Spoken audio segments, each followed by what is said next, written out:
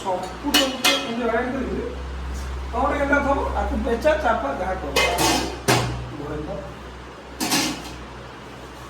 ଟିକେ ହଉଥାଉ ତା ଭିତରେ ପିଆଜଟାକୁ ସାଇଜ କାଟିବ।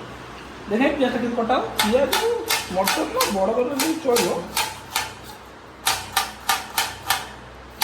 ହେଲା। ତେଣୁକରି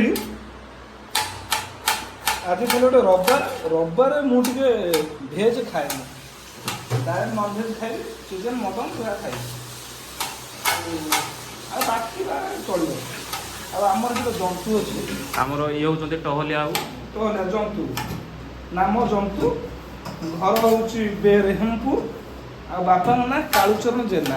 ଝିଅ ଖୋଜା ହେଉଛି ମିଳିଯାଇଛି, ବାହାଘର ହେଇପାରୁନି। କାହିଁକି ନା ଝିଅ ମନା କରୁଛି।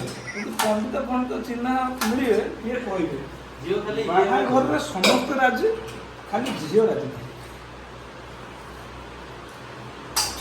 କ'ଣ ଆଉ ଏତିକି ଥାଉ, ଆଉ ଟିକେ ପରେ କହିବି। କ'ଣ କହିଲୁ ରସୁଣ ଏତିକି ହବ? ରସୁଣ ଏତିକି କ'ଣ ଛୁଆ ତେଲ ନା ଦେବ? ଏଠି ଦେଖନ୍ତୁ ରସୁଣ ଛଡା ହେଇଛି କମ, ଫିଙ୍ଗା ହେଇଛି ଅଧିକ।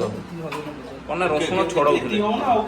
ଏତିକି ଯୋଉ ପଡିଛି କାମ କିଛି ନାହିଁ ଭାଇ, ଟିକେ ତଳୁ ଦେଖିଲ ଏତିକି ଯୋଉ ଅଛି ଏତିକି ପକେଇବାକୁ ପଡିବ।